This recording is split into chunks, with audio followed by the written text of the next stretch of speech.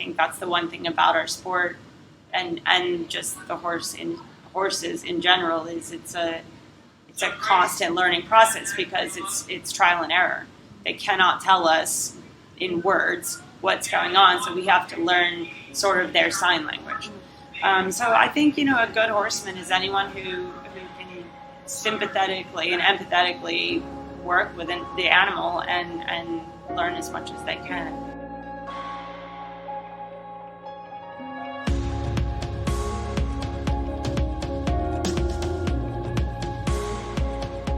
Welcome to Practical Horseman's podcast, a show featuring conversations with respected riders, industry leaders, and horse care experts. The show, which runs every other week, is co-hosted by Practical Horseman editors, and our goal is to inform, educate, and inspire. I'm Jocelyn Pierce, and this week's episode is with top show jumper Laura Kraut. Laura needs no introduction. Her 4-decade career includes 3 appearances on both the U.S. Olympic team and the World Equestrian Games team. She's made appearances at countless World Cup finals, has ridden in numerous Nations Cups, and has more than 100 Grand Prix wins. Laura grew up in Atlanta, Georgia, where she and her sister Mary Elizabeth began riding at an early age under the tutelage of their mother, Carol Kent. Laura and Mary Elizabeth's skills eventually caught the attention of 2 local trainers who invited the girls to work for them. For the next 6 years, the sisters worked around the barn and helped to start Young Horses and Ponies. During this experience, Mary Elizabeth fell in love with the horse care side of the business, and to this day, she manages the care of all of Laura's mounts, and Laura attributes the longevity of their careers to her. At the same time that Mary Elizabeth was falling in love with the horse care side, Laura was pouring her heart into training. In 1991, she got the ride on her first big-time Grand Prix partner, Simba Run. After a year together, Laura and Simba earned a spot as alternates on the 1992 U.S. Olympic team in Barcelona. Simba helped draw national attention and sponsorship to Laura's career, opening the door to a string of partnerships with other talented horses, including Liberty, her partner at the 2000 Sydney Olympics, Anthem, Miss Independent, who was her partner for the 2006 WEG, where the team won a silver medal, and Cedric, perhaps her most famous partner. When Cedric was only 10, he and Laura wowed the crowd by finishing the 2008 U.S. Olympic selection trials with the best overall score, and then they went on to win the team gold medal in Beijing. Most recently, Laura won a team gold medal at the 2018 World Equestrian Games with ceremony. Based in Florida for half the year and Great Britain for the other, Laura and her longtime partner, the legendary British show jumper Nick Skelton, run a successful training and teaching business. I talked to Laura at the Washington International Horse Show in late October, where she went on to clinch the flagship event, the Longines FEI Jumping World Cup Washington, a qualifier for the World Cup final. With this win, Laura racked up valuable points to qualify for the final, which will take place in Las Vegas in April. And just a heads up, we recorded the interview in a small room just outside the in-gate, so from time to time you can hear the announcer in the background. During our conversation, Laura talked about how she gained experience in the sport and how those experiences shaped her into the rider she is today, the qualities she looks for in a show jumper, and some of her favorite horses, what she thinks makes a good horseman, and more. But first, I want to thank this episode's sponsor, Soft Ride Equine Comfort Boots. Soft Ride Equine Comfort Boots are so much more than just extra cushion and comfort for your horse. The deep gel orthotics reach into the crevices of a horse's foot to massage the frog, helping the natural pumping motion that circulates blood as the horse shifts its weight on his feet. So no matter if your horse is at home or on the road, Soft Ride boots battle inflammation by naturally increasing your horse's circulation. They make travel less stressful, and they provide immediate comfort when your horse needs it most. Find out more at softrideboots.com and follow SoftRide on Facebook and Instagram to see all of the elite equine athletes who rely on their products. Now let's jump right into the episode as Laura talks about how she got started in riding. Well, what drew us in was our mother's obsession with horses. So I think it was just inevitable. My mom had been around horses her whole life. She'd been involved with saddle seat horses, and then she'd moved on to hunters. And so when we were born, she, it just was like gravity. We were attracted to them right away. And then how did I had read that some local trainers kind of spotted you and kind of took you under their wing. Can you talk a little bit about that and how you got a little bit more involved with riding? Yeah, we were very fortunate. I was probably, I want to say I was 10 or 11 years old, and I had a wonderful pony. I actually was fortunate enough to have a few, just great backyard type ponies, and then I got this pony named Plain and Fancy. She was pure white. She had one brown ear and two blue eyes, and she was just a machine. And so, even though we primarily stayed on a local level, whenever we would go away, we'd go up to Tryon or we would go to Aiken. I would be champion in the medium ponies, which she was not fancy, but she was a good jumper, and she was wonderful. And so I think Kathy Paxson and Ann Keenan, who were at Hunter Hill Farm, had probably noticed me by virtue of that pony, and so I had to sell her because I'd outgrown her. And they had called my mother and asked if I would be willing to come and ride their ponies. So at the time, they had some really wonderful ponies, and they were breeding ponies, and they were very much into it. So it was a real opportunity for both me and my sister, Mary Elizabeth, to be able to continue and sort of start to step up to the next level. And you also had your fair share of riding some young and troubled horses. I mean, how do you think that shaped you as a rider? Well, I think, we were just fortunate enough to get to ride so many different kinds, so whether they were spooky or they were wild or they were fresh or they were too quiet or you couldn't get them to go or they were stoppers or they were perfect. We just got to ride all different kinds, and it was never a question of I can't do this. It was a question of how am I going to accomplish this? So I think, and I think when you're young, I think that goes across the board for anything. You don't realize your limitations, so you just try to figure it out. So I think that was kind of what set the tone for me for riding, is that I didn't have fear. All I was concerned with was getting the results, making the horse understand what it was we wanted, or figuring out how to sit quietly enough that I didn't upset the horse, or just all the different things that you do to get through to them. I say I started skiing late in life, and I was terrible because I sort of knew all the things that could go wrong. But when you're young and you're riding, you just don't think about that. So I think in that way I was very fortunate. And at what point did you kind of decide that you wanted to make riding your career, or you wanted to pursue being a professional rider? Well, I think, probably I would say when I was in my, like maybe 14 or 15 years old, I would have said to you even earlier, because it would have never occurred to me that I would not have ridden. You're young, you don't really know. But I would say when I was probably 14 or 15 and I realized that someday I was going to have a job and do something, again, it just, to me, it was just logic that I was going to do something with horses. So it's not that I thought, I'm going to start working on building my career now, because I didn't. I wasn't that forward thinking. And even to the extent that, when I was going to go to college, I was going to probably study law. I thought, I could do law, become very successful, and then be able to afford to ride. So, it was all about the riding. But I managed one semester of college and realized that this was a big waste of my time, because I really wanted to just be riding. And so that was that. And what riders or coaches have influenced you or served as mentors?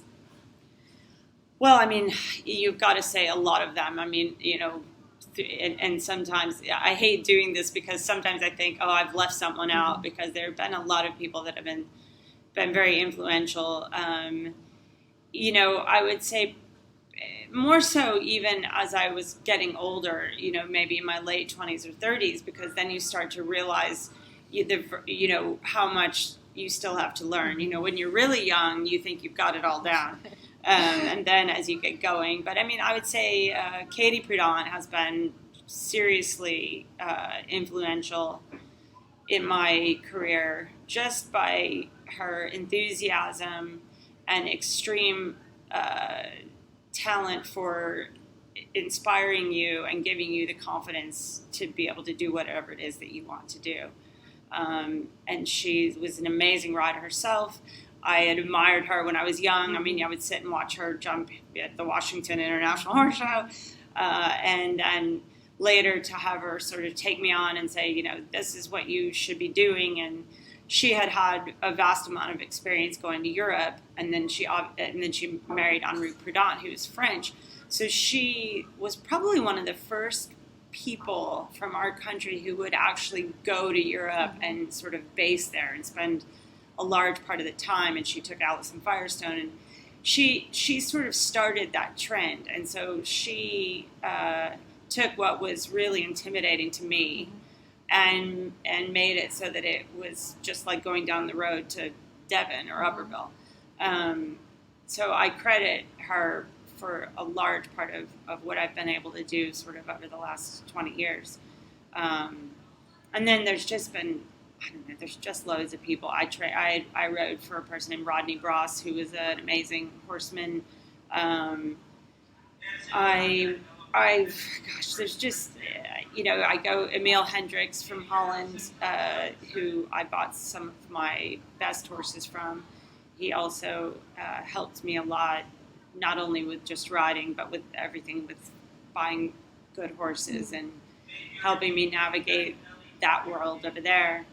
Obviously, Nick Skelton has been, I can't even describe what I've learned from him about training horses, riding horses, competition, scheduling, planning, managing. He's one of these people that's ultra organized. So just, you pick up a lot from everyone. And I think once you reach a certain level in our sport, there's something to be taken from almost everyone who's at that high level. So. And speaking of Nick, how do you feel your training philosophies align? Do you feel that they're very similar, or are they quite different? Can you just talk a little bit about that? They were very different in that he came from a different world, obviously. He comes from England, sort of old school. You pretty much kind of taught yourself. He trained with a person named Ted Edgar, who's quite famous for many reasons. But on the whole, they kind of just do everything on their own. Wherever here, we're training-based country. I had students, and I have a whole entourage sort of people that go along with. So, he had 3 horses, and that was it. So his whole world sort of revolved around getting those horses to the shows that he wanted and peaking. So, as far as business goes, it's taken a bit of time. I've learned to scale back a little bit, and he's learned to broaden his scope of what he does. Training the horses, I would say overall we would be similar. He is a very light, soft rider. He would, if you wanted to say an American style of rider, he would definitely be more aligned with that versus, say, the quote-unquote German style of riding. But he himself has a very unique style that is, I think, no one in the world has ridden or will ride like he does. He just has this incredible way with the horses. He grew up. They didn't even have a ring. They would jump hedges and stone walls to prepare for the horse show, where we are spoiled. We have our poles and our gymnastics and our cavalettes and our whole thing. So, I think it's been good. I think he's probably taken a lot of what we do, and I've certainly taken a lot of what he does and made it work. What do you think makes a good horseman? Well, I think, that's a pretty broad question, but I think that a good horseman is someone who really studies the horse. And that's not just the riding end of it, but that's knowing, from top to bottom. And also it's not being a veterinarian or a farrier or whatever. I definitely could not shoe a horse, though I'd like to think that I know from all the years of talking to the blacksmiths and dealing with problems, I know a good bit. but I certainly would not pick up one of those tools and try to do it myself.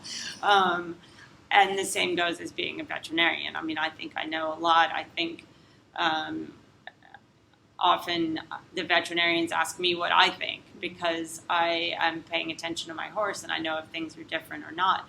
But I certainly would not want to do a surgery or inject one or do something like that. So I think it's just being a student of the horse and really knowing a lot about them and knowing their flaws and their strengths and being able to bring out their strengths and try to train away the flaws and looking out for their well-being without spoiling them and having the wisdom to know when enough is enough and also to know when you can push that little bit more and also having the wisdom to know that you don't always do it right. And I think that's the one thing about our sport and just the horses in general is it's a constant learning process because it's trial and error. They cannot tell us in words what's going on, so we have to learn sort of their sign language. So I think a good horseman is anyone who can sympathetically and empathetically work with the animal and learn as much as they can. And also, in the end, really great horsemen are the ones who choose to pass it on to the next generation, which I think is so important, particularly in today's world where, the electronics and the internet and then this and then that is very intimidating for some of our great older horsemen. It's not just that, in back 20, 30, 40 years ago, they wrote books. And now, no one writes books anymore. And no one really... so I feel like I've been thinking about it recently. I feel like before it's too late, we need to get a hold of a lot of these people that have been in this industry that are amazing and make sure we record what it is they have to say, because if we get it on a podcast or if we get it, in print on a computer or whatever, the younger generation will read it or listen to it. But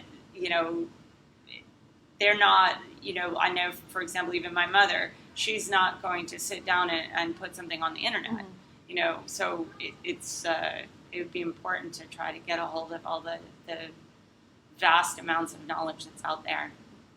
You've obviously had quite a few important and influential horses in your life. Can you kind of talk about your favorites and what they are like? Yeah, I've been really fortunate to have had a lot of really good horses. I had a few very good hunters. I had a junior hunter named Winningham who was really probably very influential in my career in that he was really, really, really a hot thoroughbred that I had to learn how to basically not move and try to get everything done without doing anything, which has helped me in my career later on just for being able to ride the horses that were a little more sensitive. And then I had Roxteen, who was one of the best hunters of all time. I was there when we found her, picked her out, and I rode her first year as a pre-green horse. She was phenomenal. So she would have been like riding the gem twist of hunters. Then I had Simba Run, who also was a thoroughbred. And he was the one who sort of got me on the international scene. And I was a reserve for the Olympic Games in Barcelona with him, did my First Nations Cups with him in Rotterdam and Modena, Italy. And he was the one really just that made me think, okay, this is the direction I really want to go. I was far more involved with hunters at that stage because at that point, the jumpers hadn't taken on the big growth that it has now. Mm-hmm. So I was doing way more hunters and I had a couple jumpers. So he got me thinking in the other direction. And then probably the next one would have been Liberty, who I took. She was my horse for the Sydney Olympics in 2000. And she was the first horse I ever syndicated. So that was sort of a stepping stone in my career, was learning that I could put a group of people together to buy a horse because, you know, the horses were expensive, and this was my opportunity to maybe buy a little bit better horse, you know, by breeding or whatever. When I bought her, she was 7 years old, and develop it and get it to a level. Katie came in at that stage and really helped me with that. Anthem was the next one. Again, a syndicate horse that was he was one of the winningest horses I ever had. He just was an incredible horse. I jumped him for 10 years, I think, at an international level. He did everything. I mean, he won, I don't even remember what he won. Like, he won Rotterdam. He won some huge Grand Prix. I think I won Madrid, the Grand Prix of Madrid twice with him. He won in Rome. He won everywhere. He was great. And then there's the obvious, which is Cedric. Mm-hmm. So, and Cedric sort of was a culmination of all of them because he was hot as a firecracker. And, you know, he had all kinds of funny quirks. And he was tiny. And he was actually everything that he shouldn't have been. You know, he was able to do everything that you would have never expected from him.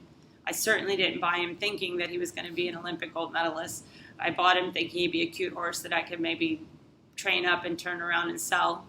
And yeah, I mean, he taught me a lot. I mean, he taught me a lot about perseverance because he was hard. I mean, I fell off him a lot. You know, you'd think you had him all organized, and then he'd have to throw a curveball at you and then do something. So then you felt like, oh God, I'm never going to get this right. But he had this miraculous ability to know that when it was really, really important, he never did anything wrong. Like, he just was really good that way. So, yeah, I mean, you know, and then since him, I have Zeramoni, who we bought as a 5-year-old. I was the first person to counter a fence on her. She was wildly green and unbroke, and so I brought her from her first show, first everything, to winning the medal at the WAG last year, and she's an incredible horse, very spicy.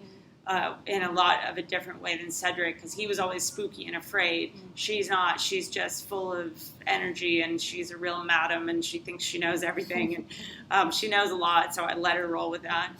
And she's absolutely an incredible mare. I love her.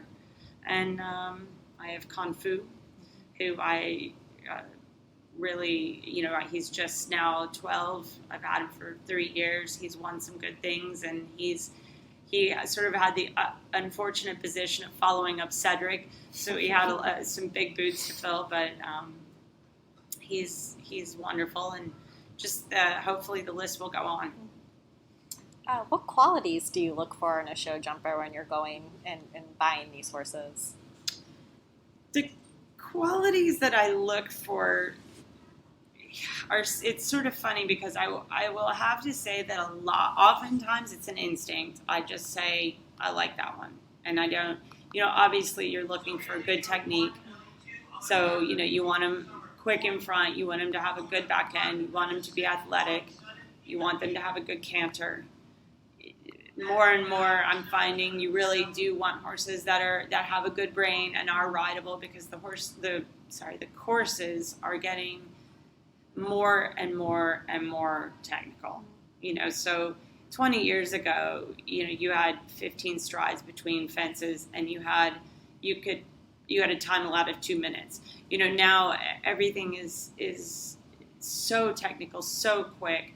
You have to be able to manage them. So the rideability of a horse is really, really so important now. I mean, I definitely wouldn't have said that 25 years ago when I was riding horses off the racetrack that were rooting and going sideways, because you could just get them sort of sorted out, and if they jumped, fine.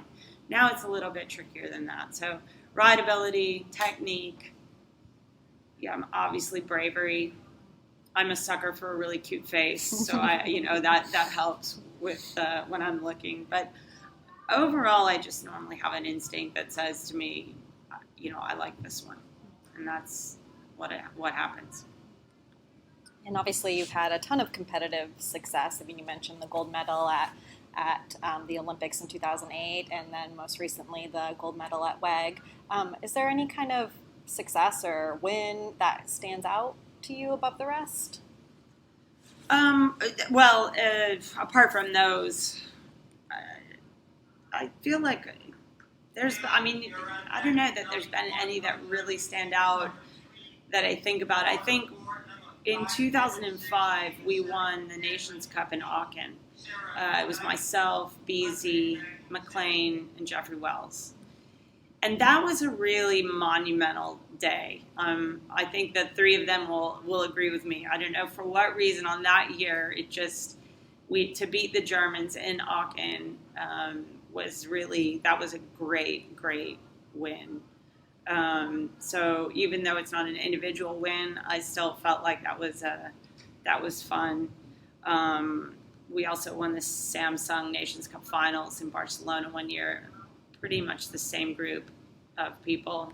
I can't remember. I know it was myself, Beasy, McLean. I think Erin Vale might have even been on the team, and one other person, which I feel bad about leaving out, but that was also fun. And then individual wins, like winning the Grand Prix in Madrid is great. I won the Queen Elizabeth in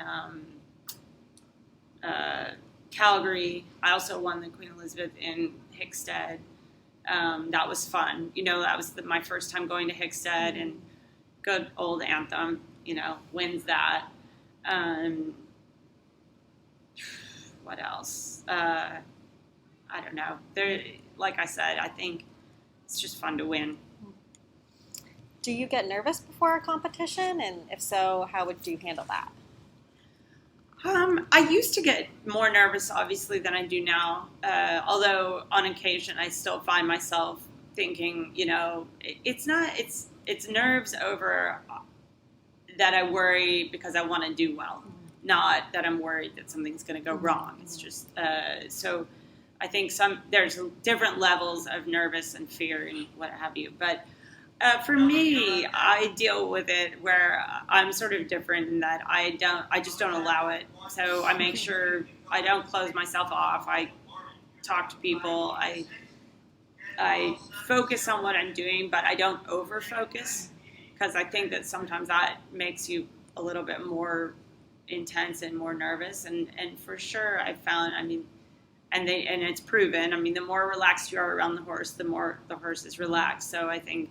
The key is if you think, okay, I'm gonna settle myself down because I don't want to transfer this to the horse. So, and then the minute I step in the ring, or even actually in the warm up area, once you're concentrating and you're doing your job, it goes away anyway. So that's it. What do you think makes you a strong competitor? I think I was born competitive, so I don't know. My sister and I used to race up the stairs or race to get in the car first or whatever. So I think competition was always a part of me. I love sports. We grew up loving football, playing sports, everything. So I'm just competitive. So I think, if you're not a competitive person, and there are a lot of people that are not that competitive, so then it would be difficult. But yeah, I'm super competitive, and obviously in order to make a living, you needed to win, so that people wanted you to ride their horses. So it sort of went hand in hand, that the more you won, the more successful you were, the more opportunity you got. So then that's how it all went. So I think it was just it was born in me, and then it was also a matter of survival. What's the hardest part of the sport for you? The hardest part of the sport for me, the injuries to the horses, keeping the horses healthy, that's become really difficult in the last few years, last 10 years or so. There's a lot of theories out there as to why, whether it's the new, footing, all-weather, non-slip, super-duper high-tech footing that's causing a lot of the problems. Or is it because the courses are bigger and more technical and there's a lot of turning and jolting and what have you? Or is it because we're showing 45 weeks of the year, so the horses aren't getting as much downtime as they used to get.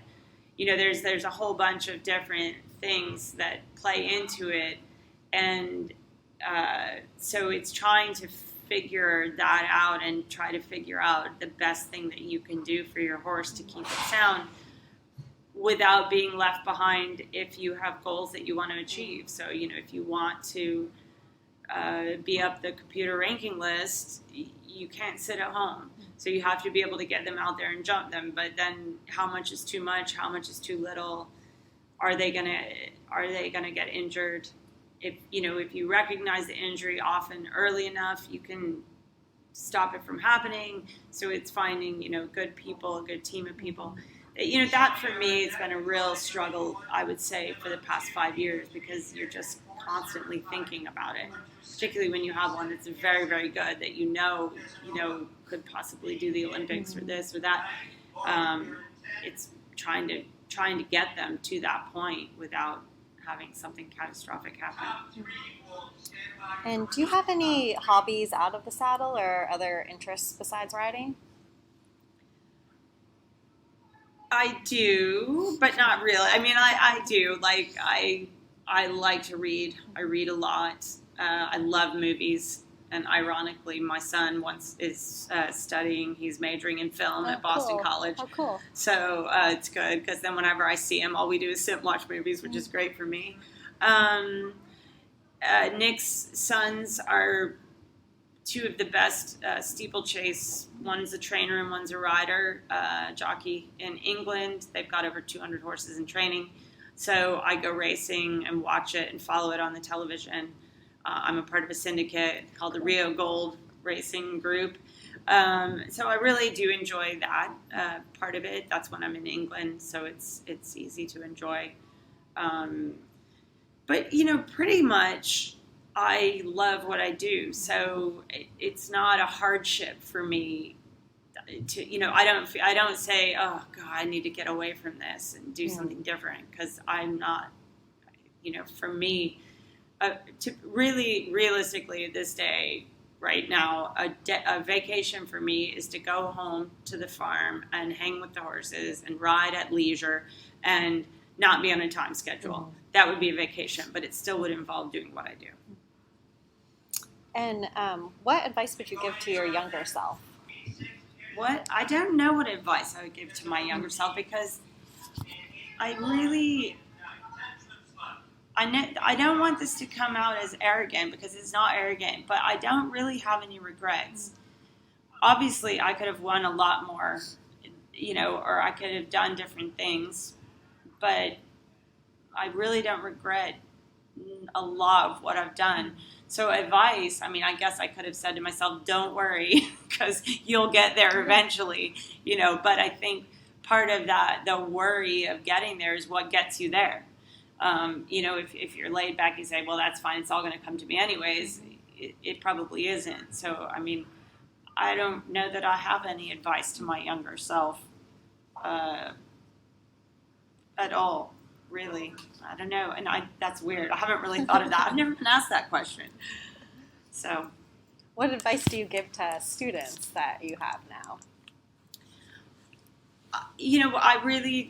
I think for a lot of the students that I've had, if I feel like they're very talented and driven and sort of want to do the sport at a high level, I really try to aim them towards Nations Cups and towards riding for our country, because I feel like it's such a gratifying experience, and it's different from anything. It's different from winning in the Hunters or winning in the equitation, or riding in the junior jumpers or whatever. It's a whole new level of achievement and satisfaction, and so I feel like the students of mine that really are wanting to do this, I really try to push them in that direction. So I help them with putting that goal in their head and how to achieve that, and how to get their horse to that level, and which is essentially what Katie did for me. So I'm just trying to sort of pass that along to my own students. And then for the others, I mean, again, I try, I guess, you know, a student is only going to take out what they want of what you give them.